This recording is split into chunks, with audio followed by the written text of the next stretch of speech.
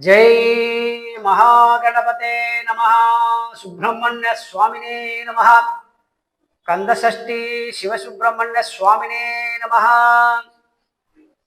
அன்பார்ந்த ஐடிவி அன்பர்கள் அனைவருக்கும் வணக்கங்கள்.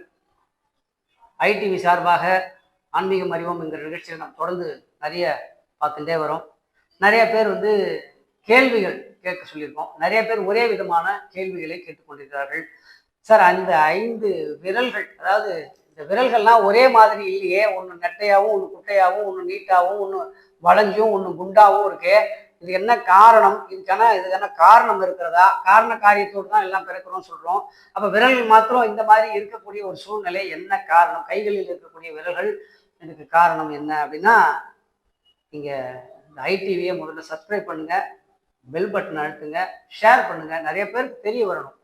நிறைய நாங்கள் கேள்விகள் எதிர்பார்க்கிறோம். நிறைய ஆயிரக்கணக்கான கேள்விகள் வருகிறது. அதில் சில குறிப்பிட்ட கேள்விகள் மட்டும்தான் நம்ம எடுத்து ஒரே ஒற்றுமையுடன் இருக்கக்கூடிய ஒரே மாதிரி இருக்கக்கூடிய கேள்விகளை பதில் சொல்லி கொண்டிருக்கிறோம். அந்த விரல்கள் பார்த்தீங்கன்னா, இந்த 10 விரல்கள் அப்படின்னு சொல்லக்கூடிய 10 கிரகங்களா அப்படின்லாம் கிடையாது. இந்த விரல்களுக்கு கிரகங்களை கொடுத்துருக்காங்க. என்ன கிரகம் அப்படின்னு பார்த்தீங்கன்னா, இது சுக்கிரனுடைய விரல். தட்டையா தடிமனா இருக்கு பாருங்க. இது சுக்கிரனுடைய விரல். இது குருவினுடைய விரல், குரு.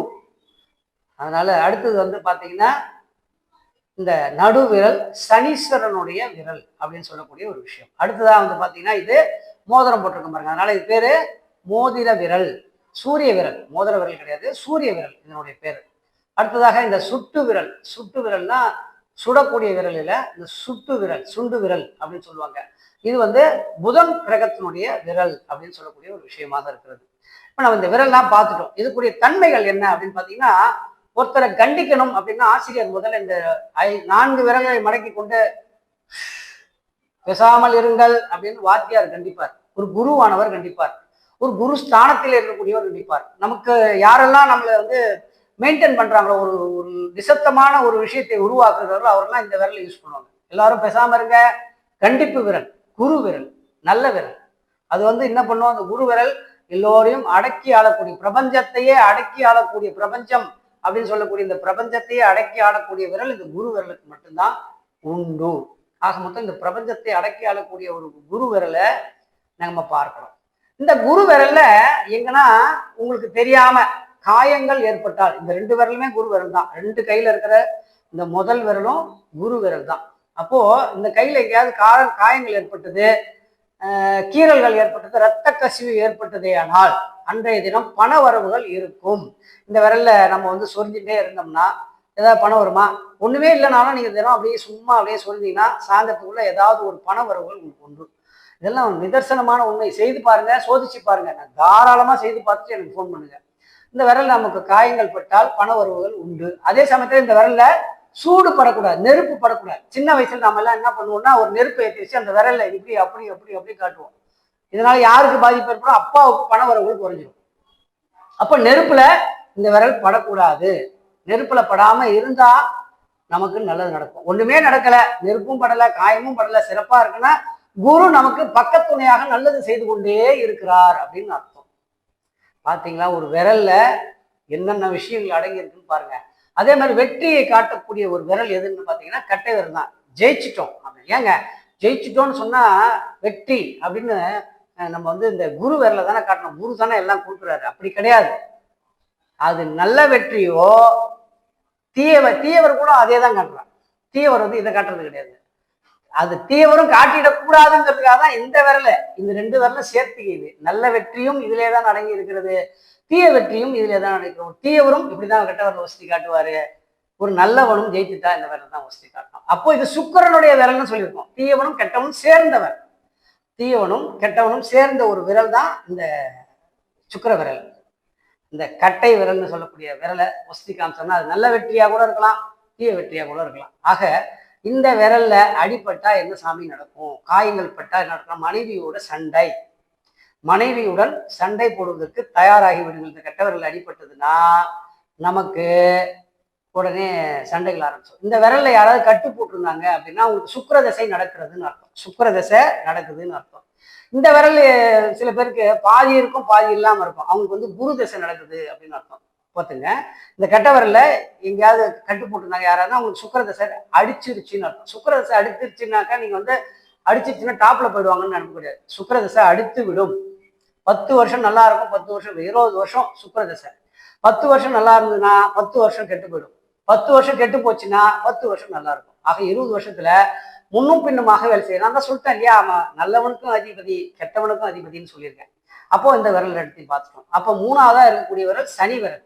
அந்த காலத்துல நம்ம கிட்ட ஒரு பழக்கம் இருந்தது. என்னன்னா, சனி ஒன்று இப்ப நாம தைரியமா திட்டுறோம் இல்லையா, ஒரு குழந்தையை பார்த்தோ இல்ல நமக்கு பிடிக்காதவர்களை பார்த்தோ நம்ம என்ன சொல்றோம், சனியனே அப்படின்னு ஒரு வார்த்தையை சொல்றோம். அப்ப அந்த காலத்துல அந்த வார்த்தையை உபயோகமே படுத்த மாட்டாங்க. சனிங்கிற பேரை உபயோகப்படுத்தவே மாட்டாங்க. வெறும் விரலை மட்டும் காட்டி விட்டு போயிடுவார்கள். உன்னை சனி பிடித்து ஆளட்டும், உன்னை சனி பிடித்து ஆட்டட்டும் என்று இந்த விரலை மட்டும் காட்டி விட்டு போறாங்க. அது இங்கிருந்து வெளிநாட்டுக்கு போய் தீய விரலை காட்டுற மாதிரியான ஒரு போக்கு நம்மகிட்டயே திரும்பி வந்துருச்சு. அந்த விரலை இப்படி காமிச்சோம்னா தீயதை காட்டுகிறான் அப்படிங்கிற மாதிரியான ஒரு போக்குக்கு வந்துட்டோம் நம்ம தான். அது வந்து கிடையாது. அந்த காலத்துல சனிங்கிற பேரை சொல்ல மாட்டாங்க. அதனாலதான் இப்பெல்லாம் அவங்களும் யாராவது சனி அப்படின்னு சொன்னா சனிங்கிற பேரை ஏமா சொல்ற அப்படிம்பாங்க. ஆட்டு வச்சிடும் சனி. அதனால அந்த விரல அந்த பேரை சொல்லாம இந்த விரலை மட்டும் அவர்கள்ட்ட நீட்டி காட்டி விட்டு போயிடுவார்கள். சனி உன்னை ஆட்டி படைக்கட்டும் அப்படின்னு காட்டி விட்டு போயிடுவார்கள். நல்லவர்களாக இருந்தால் அந்த விரலை காட்டிட்டு போயிடுவாங்க. அது போயிட்டு ரிட்டர்ன் நமக்கே தீய பழக்க வழக்கமான ஒரு விரலை காட்டுவதாக நம்ம இடத்துல திரும்பி வந்து விட்டது. அதுதான் உண்மை நிதர்சனம். இந்த விரல்ல அடிபட்டா என்ன ஆகும் அப்படின்னா ஆக்சிடென்ட்ஸ் நிறைய நடக்கக்கூடிய ஒரு வாய்ப்புகள் ஏற்படும்.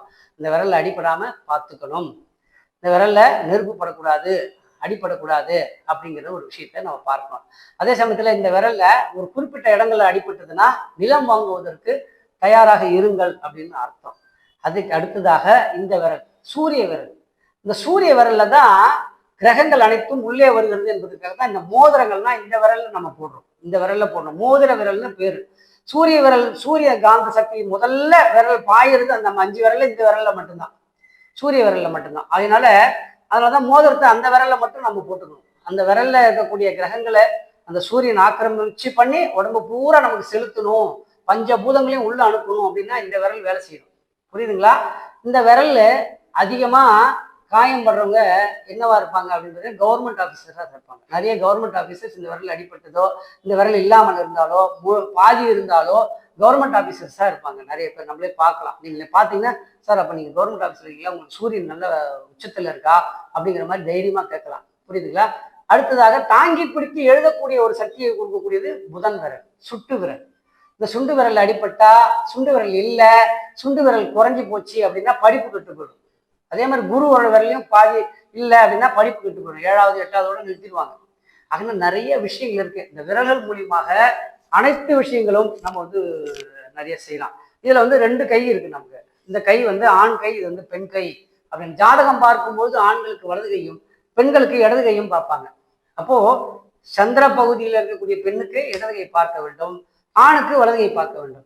அப்போ ஆணுக்கு இடது கையும் சேர்த்து பார்க்கணும். எதுக்காகனா வந்து போற கிரகங்கள் இதிலே காட்டும், பெண்ணுக்கு நிதர்சனமாக இருக்கக்கூடிய கிரகங்கள் இதிலே காட்டும், வந்து போகிற கிரகங்கள் இந்த கையில காட்டும்.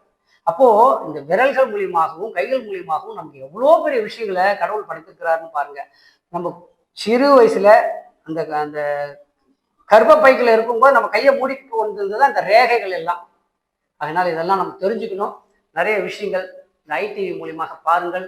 புதுச்சேரியிலேருந்து வாசுதேவன். ஐடிவியை ஃபாலோ பண்ணுங்க, சப்ஸ்கிரைப் பண்ணுங்க, பெல் பட்டனை ஷேர் பண்ணுங்க, நிறைய விஷயங்களை தெரிஞ்சு கொள்ளுங்கள். நன்றி, நமஸ்காரம்.